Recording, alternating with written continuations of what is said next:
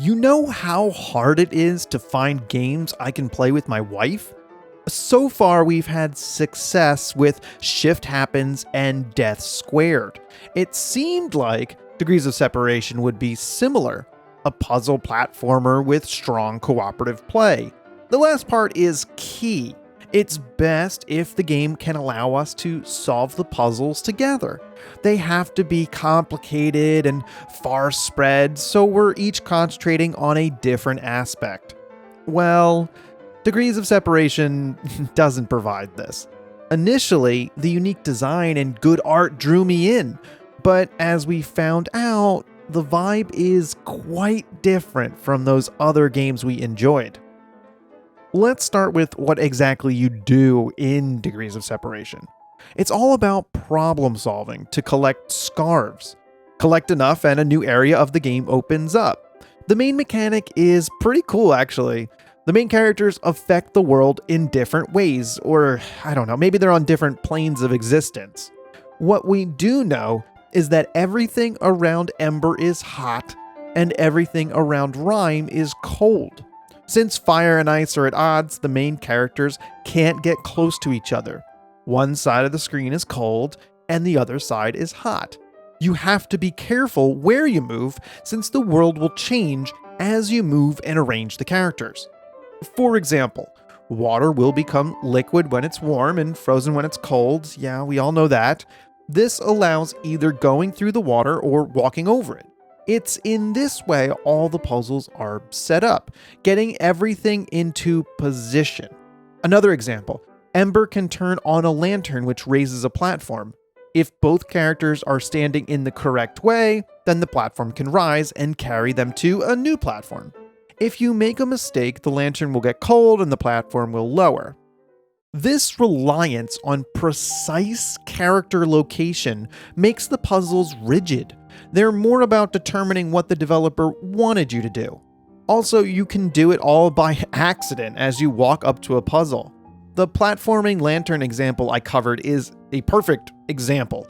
You can be on the correct side as you get to the puzzle, and it just takes the fun out of it. It also allows for brute forcing the puzzle. How many iterations of a puzzle could there be when you either need to put Ember or Rhyme first? Keep in mind, there's no quick restart either, so you have to set it up again, which can be a pain. Still, the mechanic is unique, and as you progress, the game expands on them. Later, there's a new power to create a bridge between Ember and Rhyme, where the screen is divided. Yet, that didn't really change much. Now you're just trying to perfectly align the characters, which is again more about position than anything else. So still not really about working together. I could position the characters alone. A side note, I do appreciate that there's no limit on the distance the characters can be separated by. You're free to explore the world on your own. You might not get very far though. Now, we did see one puzzle that required some distance between the characters, but that was later in the game. It would have been nice to see more of the puzzles with some character separation. So, even if you think this doesn't sound so bad, you would still need to fight the floaty controls. They make it difficult to land on platforms. You can slide right off the edge. We found that the controls made it difficult for players without strong controller skills, too. It's frustrating when you have to fight the controls and solve a puzzle. So, after 2 hours, I can't push on. We both feel like it's more of a burden, which is why this review took so long to write. We would think of games to play and I would mention Degrees of Separation. How about it, huh? But then we would just both let out a heavy sigh at the thought. It's a long, meandering journey between the puzzles. The characters have thoughts of solitude and loneliness. I'm right there with them. There's little to get excited about while playing.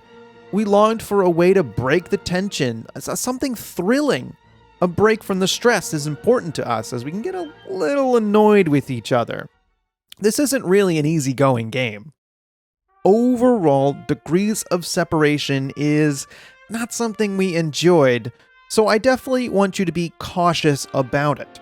The slow gameplay, airy controls, and dreary atmosphere weighed heavy on us as we played. So I'm sorry I wasn't able to play more of the game. If it does get better later on, there's no way I can force myself, or my wife, through the monotony to get to it. It's unfortunate that a game with such a cool mechanic failed to deliver. Hey, thanks for watching this review. I'll see you in the next one.